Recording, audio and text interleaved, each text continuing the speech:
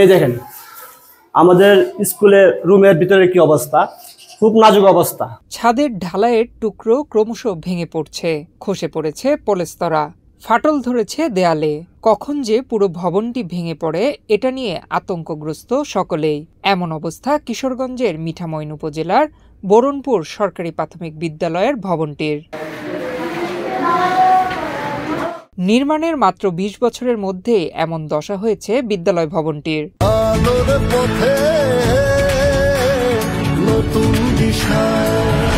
বিদ্যালয় ভবনটি নির্মাণ হয় ১৯৯৮ সালে। ২০০৮ সালে ভবনটির বিভিন্ন অংশে ফাটল ধরে এবং পলেস্তরা খসে পড়তে শুরু করে। একাধিকবার সংস্কার করা হয়, কিন্তু এত নিম্নমানের কাজ হয়েছে যে এখন আর সংস্কারেও কাজ হচ্ছে না।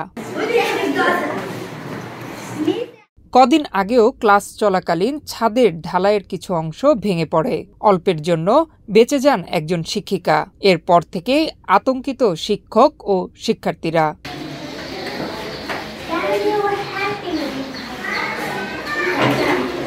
শিক্ষার্থীরা জানায়, স্কুলে আসার পর ভয়ে ভয়ে ক্লাস করতে হয় তাদের। কখন কি ঘটে এ নিয়ে আতঙ্কিত তারা।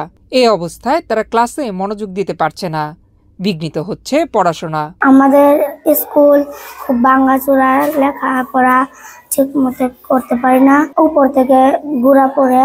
আমাদের বিদ্যালয়ের বিল্ডিং এর অবস্থা খুব খারাপ, কোন সময় কার মাথায় গুড়া ভেঙে পড়ে আমরা সেটা বলতে পারি না, আমরা খুব ভয়ে থাকি। আমাদের স্কুলটা খুব ভাঙাচোরা, তাই আমরা আতঙ্কের মধ্যে ক্লাস করি। শিক্ষকরা জানান, বিদ্যালয়টির এমন নাজুক অবস্থা বাহির থেকে বোঝার উপায় নেই, ভেতরে গেলে বোঝা যাবে ভয়ঙ্কর চিত্র।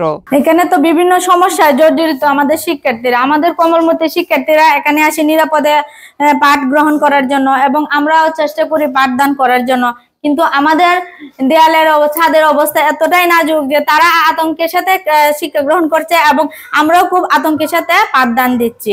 এই দেখেন আমাদের স্কুলের রুমের ভিতরে কি অবস্থা, খুব নাজুক অবস্থা।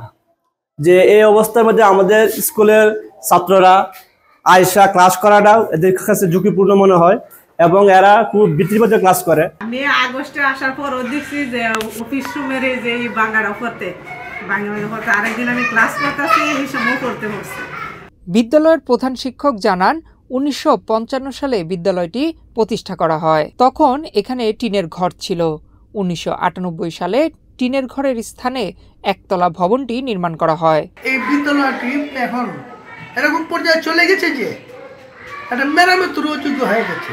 হ্যাঁ, এই যে আমরা এখন খুব কষ্টের মধ্যে, আশঙ্কা এবং বইয়ের মধ্যে ছাত্রছাত্রীদের নিয়ে আমরা আমাদের শ্রেণী কার্যক্রম চালিয়ে যাচ্ছি। এই মেরামত তেমন আগের মতো টেকসই হয় না, এখন এটা মেরামতের অযোগ্য হয়ে গেছে। কিশোরগঞ্জ জেলা প্রাথমিক শিক্ষা কর্মকর্তা জানান, বিদ্যালয়টির অবকাঠামোর বিষয়টি তিনি জানেন, তবে এই মুহূর্তে কিছু করা যাচ্ছে না। মিঠামইন উপজেলার বরণপুর সরকারি প্রাথমিক বিদ্যালয়ের অবকাঠামো বিষয়ক তথ্যটা আমি জেনেছি, কিন্তু আপনাদের অবগতির জন্য বলছি যে আমাদের প্রাথমিক শিক্ষা উন্নয়ন কার্যক্রমগুলো 5 বছর মেয়াদী হয়ে থাকে। আমাদের যে প্রাথমিক শিক্ষা উন্নয়ন কর্মসূচি 4, এটি আগামী 30 জুন শেষ হয়ে যাবে, যার জন্য আমরা আপাতত নতুন কোনো কর্মসূচির জন্য সুপারিশ করতে পারছি না। তবে আমি যেহেতু বিষয়টা জানি, ইনশাল্লাহ আমরা PDP 5 চালু হলে আমরা অগ্রাধিকার ভিত্তিতে এই বিদ্যালয়টিকে তালিকাভুক্ত করব। বিদ্যালয়টিতে প্রধান শিক্ষক সহ 4 জন শিক্ষক কর্মরত রয়েছেন। মোট শিক্ষার্থী 154 জন। শিক্ষক ও শিক্ষার্থীদের জীবনের নিরাপত্তায় অনতিবিলম্বে বিদ্যালয়ে নতুন ভবন নির্মাণের দাবি সকলের। নয়ন বিশ্বাস, বাংলাদেশ প্রতিদিন।